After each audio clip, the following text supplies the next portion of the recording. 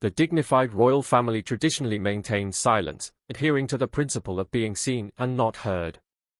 However, Prince William and Prince Harry's recent openness in speaking out has sparked new discussions about their late mother, Princess Diana, and the intense pressures within the monarchy. These conversations have also reignited long-standing rumors suggesting her death might not have been merely accidental. The two princes have recently made some revelations about their father, King Charles, shedding light on private family matters that have left many curious and unsettled. Even years after Diana's tragic passing, the palace continues to be a focal point of scandals and intrigue, ranging from plausible accounts to utterly absurd conspiracy theories. Every member of the royal family has, at some point, been a subject of intense media attention, but Princess Diana's story remains uniquely compelling. She struggled with the challenges of her royal position and the tensions in her troubled marriage to Charles. Despite these obstacles, Diana championed significant causes, including AIDS prevention and the fight against landmines. Her humanitarian efforts earned her the affectionate title of the People's Princess. While no one may ever know the full extent of Diana's struggles, her sons, William and Harry, have disclosed private details that have left everyone on edge. By doing so, the brothers defied the royal tradition of keeping personal affairs confidential, a step that has drawn significant scrutiny. Prince Harry has spoken publicly about the relentless media pursuit of Diana and the devastating impact her tragic death had on him and his brother. Diana died in a car crash in Paris while being chased by paparazzi. Harry later revealed that photographers at the scene failed to help his injured mother. Instead, they took photos of her as she lay dying in the back seat of the vehicle, suffering from severe head injuries but still alive at the time. The fact that these photographs were sent to news outlets outraged the public. Prince William described his own reaction to his mother's death as one of numbness and disorientation, a natural response for a teenager grappling with such a profound loss. Losing a parent at that stage of life leaves a lasting void, one that is deeply felt but not fully understood until adulthood. Princess Diana's death has been shrouded in numerous theories. Some claim the driver of her car was intoxicated at the time of the accident, while others believe Diana was never truly at peace, haunted by the feeling that the royal family was conspiring against her. Diana is known to have believed that Charles wanted her out of the way to pursue his relationship with Camilla, his true love during their tumultuous marriage. This belief has only fueled suspicions that her death was not accidental. The pain of losing their mother was further compounded for William and Harry when Charles openly married Camilla, whom Diana viewed as the third wheel in their marriage. For years, it seemed the two princes endured their suffering in silence, but recent revelations have prompted many to question why they have chosen to break the royal code of silence now. Some speculate that William's actions stem from a strategic ambition for the crown, while others argue that both brothers simply felt it was time to unburden themselves from the weight of their past. Regardless of the motives, their decision to speak out has undoubtedly reignited debates surrounding the tragic loss of Diana and the enduring complexities of life within the royal family. To truly understand the reasons behind these sudden revelations, we must first revisit the past, starting with Diana's marriage to the king and how it turned sour. Diana's family dynamics and marital tragedy were not isolated experiences. She had already faced the pain of a failed marriage, but her earliest encounter with such difficulties came in her childhood when she witnessed her parents' marriage collapse. When Diana was just 7 years old, her parents' marriage fell apart, leading to a widely publicized divorce. Buckingham Palace announced that, with regret, the Prince and Princess of Wales had decided to separate, but there were no plans for a divorce, and their constitutional positions remained unaffected. Diana, often affectionately called Duchess by her family due to her gracefulness, was born on August 30, 1961, and baptized at St. Mary Magdalene Church in Sandringham. She was the third child and fourth born in her family, but her arrival was somewhat overshadowed by her parents' strong desire for a male heir to carry on the family name. This expectation placed immense pressure on their marriage, with Diana's mother even consulting doctors in London to determine why she could not have a boy. These strained efforts for a male child caused significant distress and embarrassment, as later recounted by Diana's younger brother, Charles. It is believed that this pressure contributed to their eventual divorce. After her parents' divorce in 1967, Diana initially lived with her mother in London.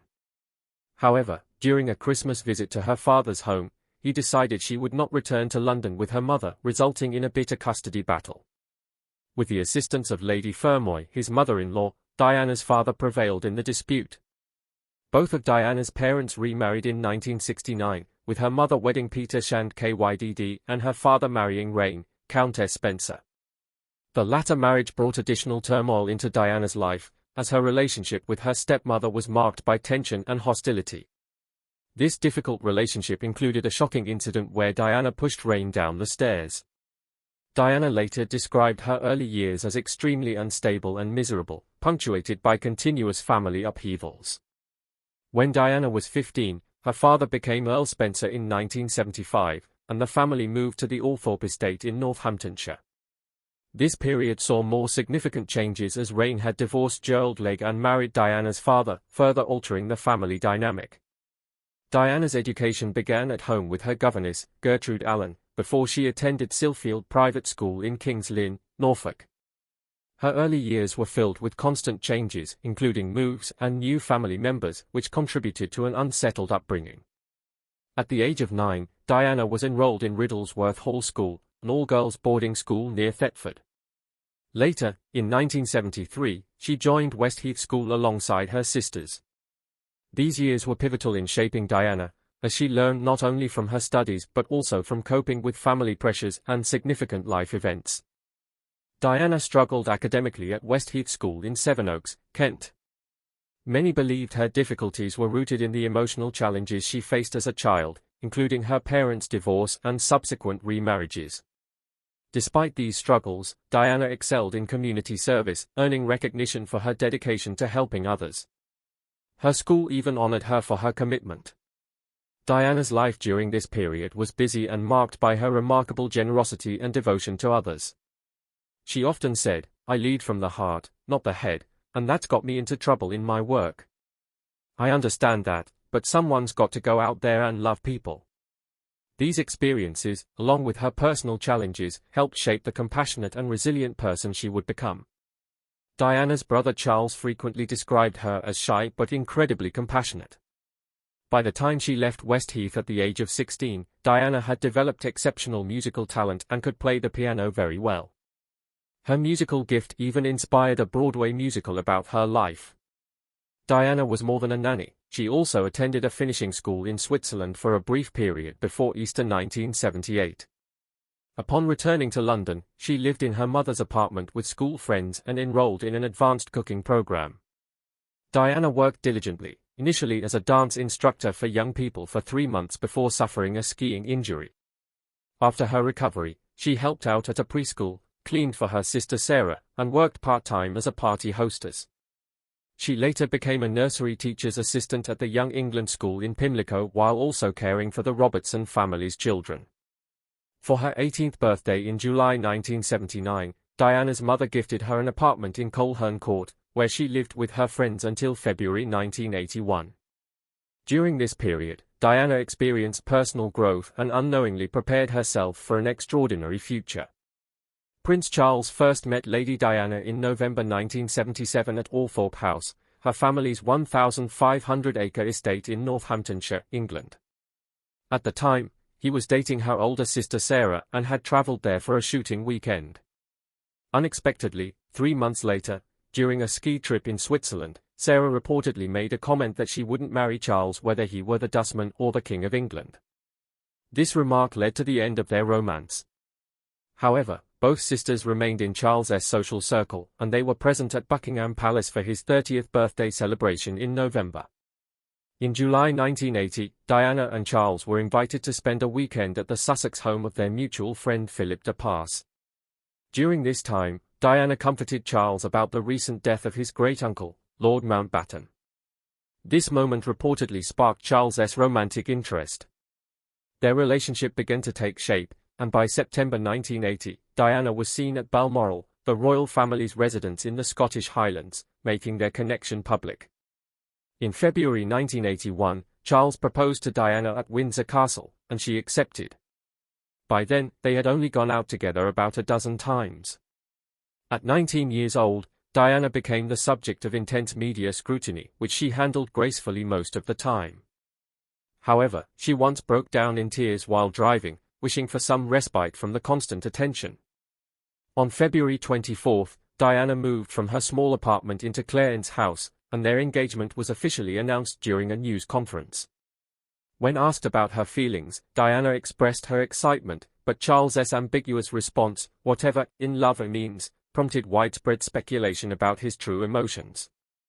As their wedding approached, Charles faced inner conflict. A strong sense of duty to the royal family overshadowed his personal desires. Although he was drawn to Diana's charm, his heart remained with Camilla, his former girlfriend. Reflecting on this, Charles admitted, "Morning, noon, and night, I care about her." This internal struggle marked the beginning of a complicated royal marriage. Diana was a very beautiful lady who was set to marry at a young age. Her father had advised her to marry someone she loved, and she was convinced about Charles. In March 1981, Charles departed from his recently engaged partner to spend 5 weeks traveling by plane to Australia and New Zealand. After his departure, Diana was observed sobbing at Heathrow Airport. She later claimed it wasn't because of his departure but because, just before he left, he had made a heartbreaking phone call to Camilla Parker Bowles. The royal couple married in July 1981 in a momentous event often described as the lavish event of the century. Diana wore a dress designed by Elizabeth and David Emanuel during their Westminster Abbey wedding, which was broadcast to an estimated 750 million viewers on July 29. Before walking down the aisle, Diana had voiced her reservations.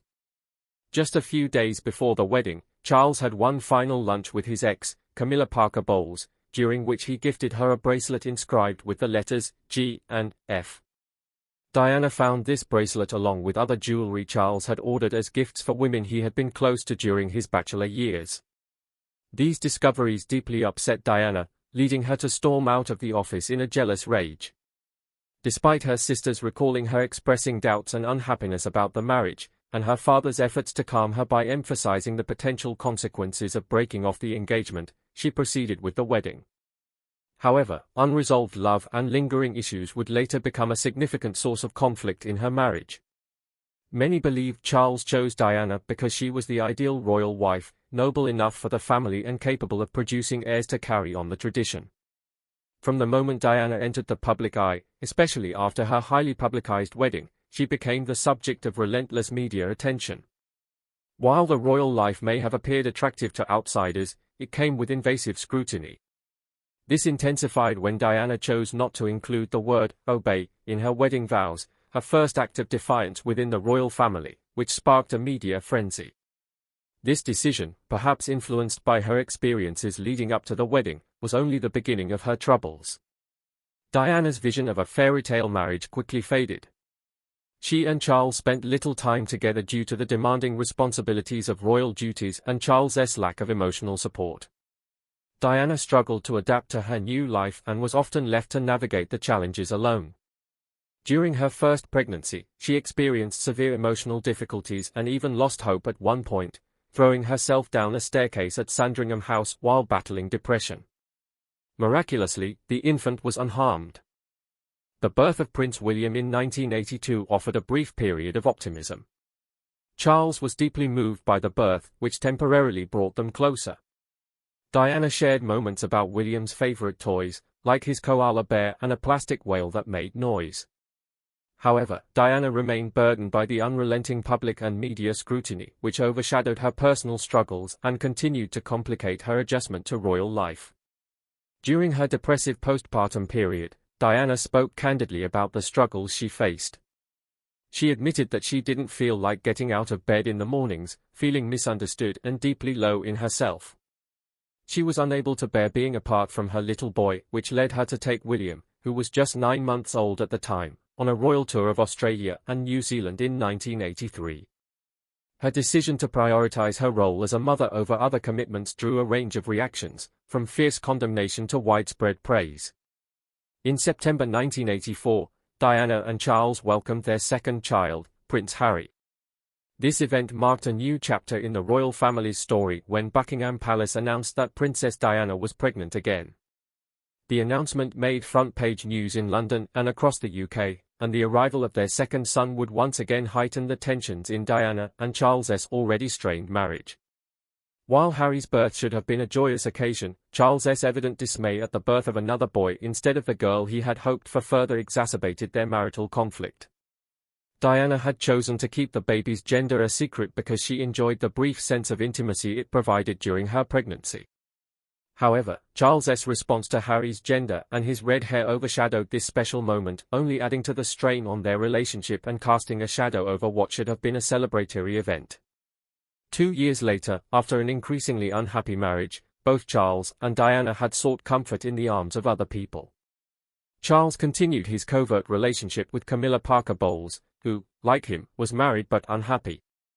This affair persisted through the late 1980s and early 1990s, even rekindling despite the turmoil both of them were enduring.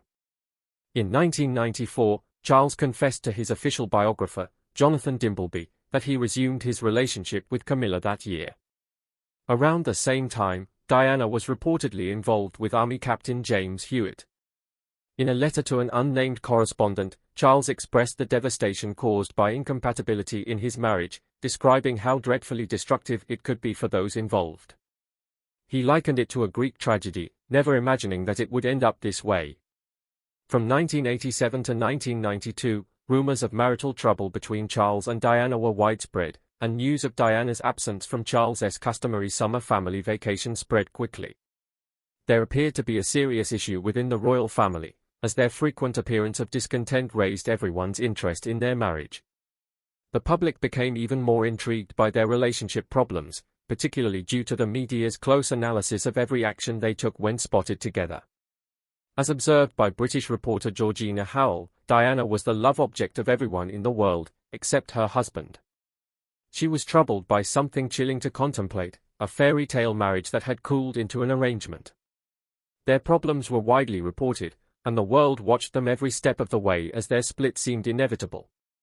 In May 1992, Andrew Morton wrote and published Diana, Her True Story, in which he detailed the breakdown of Charles and Diana's marriage. Morton, who had worked with Diana as his main contact, described how she provided him with audio recordings to help him work covertly.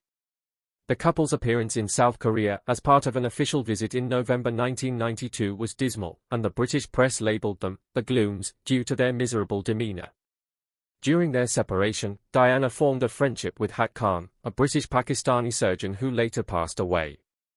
Their romance, which had initially been kept under wraps, became public in 1996. On November 3, 1996, the Sunday Mirror reported on it, adding even more intrigue to the royal story. In the midst of all this, Queen Elizabeth II urged Charles and Diana to call it quits. The Prince and Princess of Wales formally announced their separation to the House of Commons in December 1992. According to Prime Minister John Major, he read a statement from Buckingham Palace stating that both parties would continue to be actively involved in parenting their children, and that the decision had been amicable. Diana went to a clinic, while Charles attended a business luncheon.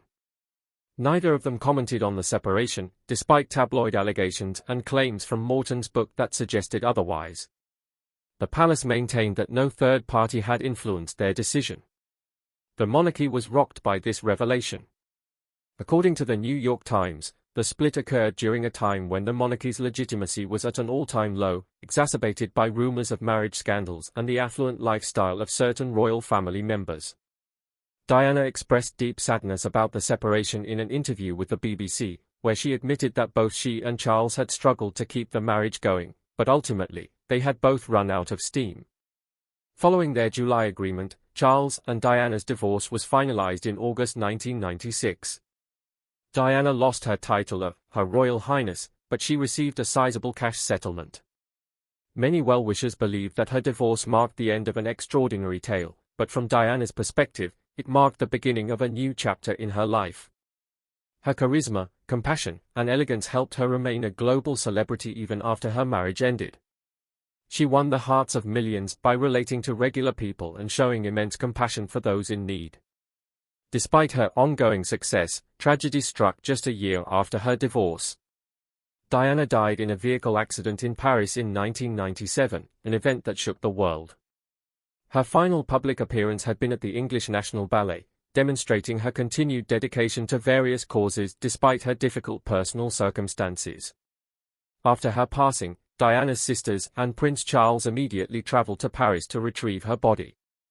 On the eve of Princess Diana's funeral, the royal family was returning to London, perhaps hoping to quell some of the criticism they had faced for their actions since Diana's death.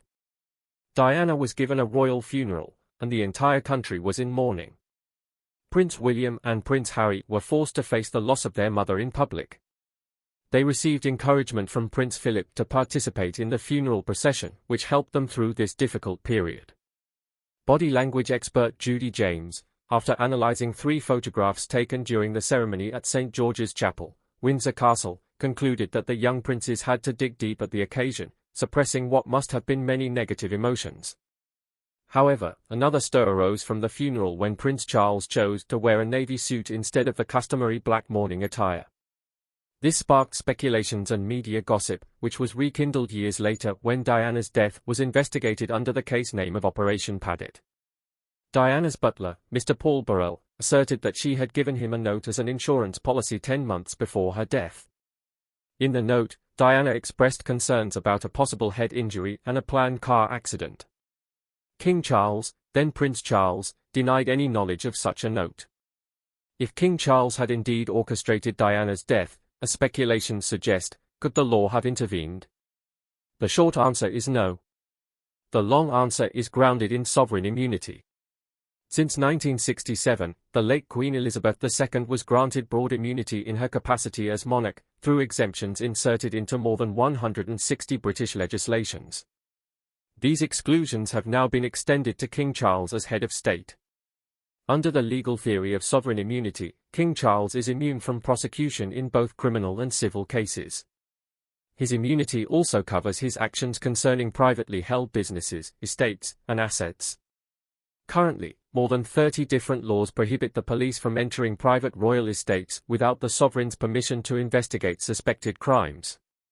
King Charles is not subject to penalty for crimes pertaining to wildlife, environmental pollution, or other green crimes, an exemption that no other private landowner in the United Kingdom enjoys. Prince Charles and Princess Diana's relationship was a rollercoaster of emotions, from an unusual courtship to a trend-setting marriage. Their 15-year romantic journey was filled with contention, and their divorce was a messy affair. Life as a royal is complicated, and Diana's life was a classic example of this. It demonstrated both her strength and tenderness, as it was filled with both public duties and personal hardships. Diana left behind a lasting legacy, and her sons, Prince William and Prince Harry, have continued her charitable work. Both sons have maintained their allegiance to their mother's memory throughout the years, particularly as they have navigated their own lives within the royal family and felt betrayed by their father. The connection between the brothers deteriorated, especially when Prince Harry married Meghan Markle and stepped away from his royal responsibilities. Nevertheless, despite any royal feud, they remain forever bound by their tragic past. What do you think about Diana's life and the actions of her sons? Share your thoughts in the comments. Remember to like, share, and subscribe for more. Also, click the following video shown on your screen, you'll enjoy it.